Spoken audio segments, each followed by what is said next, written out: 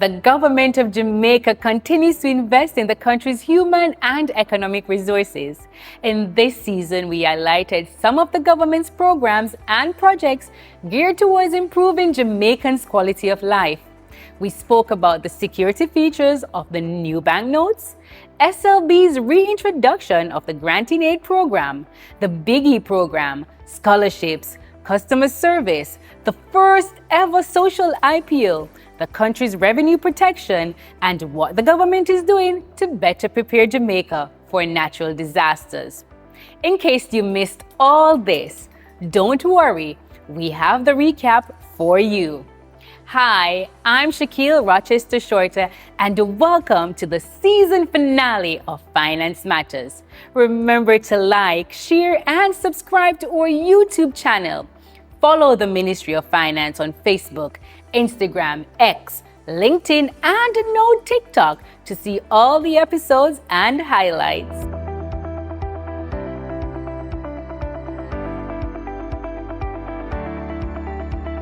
The new polymer banknotes are in circulation and the response from the public has been good. Based on the demand for the new notes, BOJ's issuance of notes is about 90%.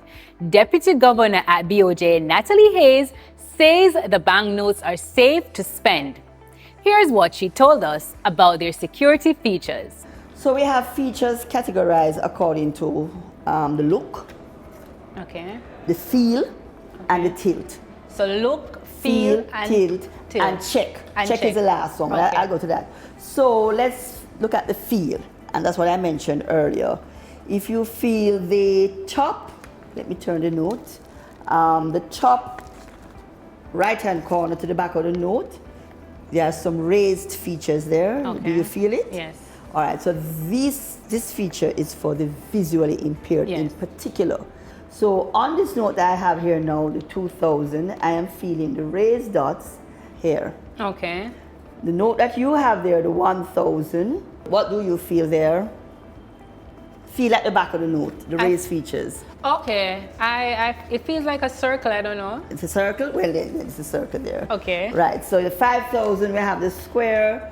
So all of the 6 banknotes have a different design at the back, and the visually impaired will be able not only to tell you if the note is authentic, but also which denomination is it that you have in your hand. Okay, nice. So that is what we call the feel. So while we're on the topic of money, the Students' Loan Bureau is gifting $60,000 to 4,200 tertiary students. Nikisha Walsh, Executive Director at the SLB, tells us how you can be eligible for this grant. Now, for you to become one of such recipients, you have to either be on a PATH program, you have to be a ward of the state, or from a household whose income is below $1.5 million. What we have done is increase the number of beneficiaries from 3,000 to 4,200 students for this academic year. That's a massive increase, Yes, it is. Ms. Walsh. Yes, it is. But why should you choose the SLB? SLB is here for persons to achieve their dreams, to assist persons achieving their dreams. What I would say is that do not look at SLB as a loan, don't look at it as a liability, because we know that education is an investment. What SLB does is help you to invest in yourself and help you to have the ability to pursue any dreams or career that you want to. So it is a stepping stool for you to move from where you are to what you can be. And that's how I want persons to look at SLB. And a reminder that when you repay your loan, it provides an opportunity for someone else to benefit from the SLB. If you don't want to apply for a student loan, the Ministry of Finance and the Public Service has scholarships available.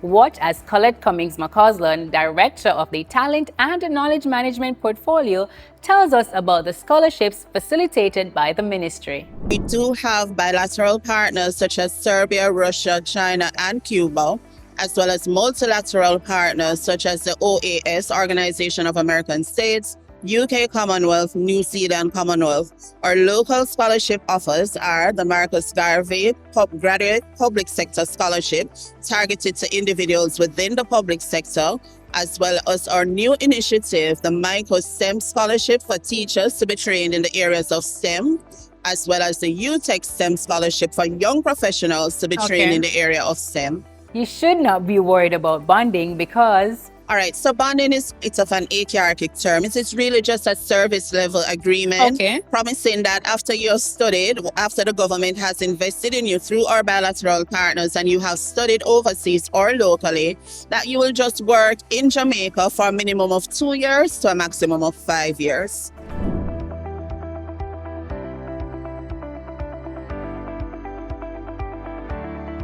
We are not done talking about money. The DBJ is granting millions through the Boosting Innovation, Growth and Entrepreneurship Ecosystem Biggie program. The Biggie program is really a DBJ's program in supporting entrepreneurship in Jamaica.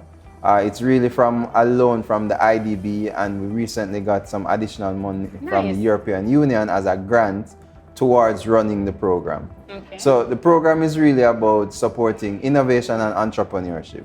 We recognize that businesses are at different stages. So you have people who are in the idea stage who just want to work through whether this idea makes sense. You have people who already have a business and they're trying to find out how they can grow it, how they can get into new markets, maybe offer new products. And then you have some more established firms who really want to get much bigger. So we've designed the Biggie program to support all these different businesses at the different stages of their life. Inventors and innovators can access grants through the Patent Grant Fund.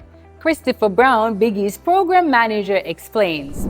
Okay, so we recently launched really the second cohort of our Patent Grant Fund, which is really saying inventors who have new ideas or inventions are able to access grant money up to 4 million Jamaican dollars. 4 million? Yes, towards registering and protecting their inventions, which is filing a patent.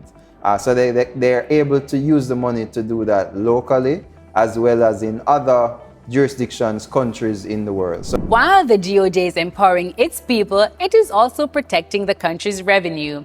Cranston Morgan, the Commissioner of the Revenue Protection Department, explains the roles and functions of the RPD. The role and functions of the Revenue Protection Department are set out in Section 6 of the Revenue Administration Act.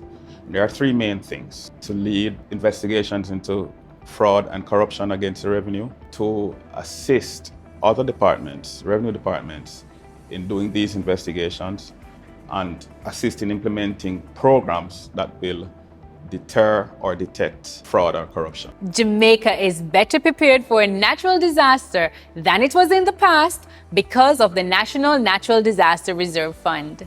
Okay, so the National Natural Disaster Reserve Fund is actually an account to be established that will house resources to deal with losses associated with natural disasters. That will enable the government to respond quickly and effectively in the aftermath of a natural disaster. So, Mr. Francis, when will this fund become accessible? Okay, so the Ministry of Finance and the Public Service, we're aiming to have the relevant amendment to the Financial Administration and Audit Act submitted to Parliament by the end of December 2023. At that time as well, we are aiming to have the financial regulations that will govern the transaction relating to the fund finalized and approved. So we expect that the fund should become operationalized sometime after the end of December 2023. But how quickly will the funds be mobilized in the event of a disaster? All right, so we know that it is important to be able to mobilize funds as quickly as possible after you have had a natural disaster event that would have resulted in significant losses. Yes. And so the fund is expected to, the monies from the fund are expected to be disbursed within very short period of time. Now, the reserve fund, one of the proposal is that the fund should be accessed only if the natural disaster would have impacted the country with damages exceeding 1.5% of GDP. And so what it will require is the fiscal commissioner to ascertain the impact of the disaster. And then once that has been concluded, the process to get the funds from the account will begin. And that process is expected to go pretty quickly.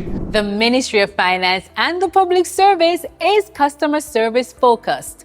Rory Stennett, Director of Customer Service, tells us about the investment the government is making to ensure service excellence. There is a policy now instituted across government to improve service delivery. It's looking at measurement aspects, so how quickly do we turn things around, to quality aspects. At the Ministry of Finance, we have over 60 services that we deliver to our customers, whether citizens, businesses, other government agencies. So let's take pensions, for example. Improving service delivery there operates on different levels. One level is, when you call, do you get someone to talk to? And we've invested significantly in that experience. When you email, does it just get lost? Or is it cataloged? Someone is assigned to it, someone manages it to completion. Do you have a set of standards that you're held to?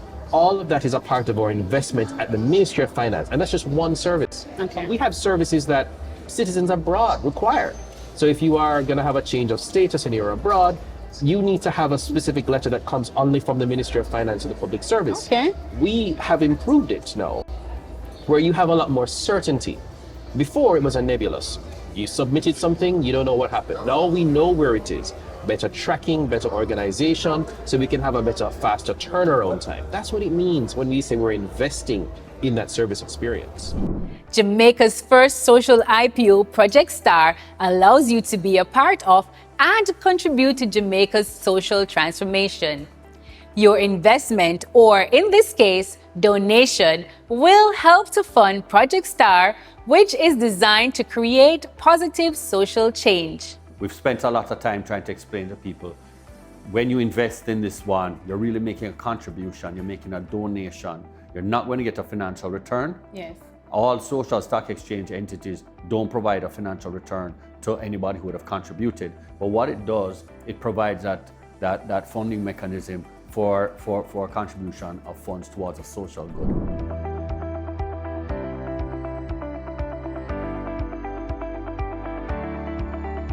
The Ministry of Finance and the Public Service is driven by service excellence. Thank you for joining us on Season 5 of Finance Matters. Remember, you can follow us on social media at MOF Jamaica, and please visit our website at mof.gov.jm.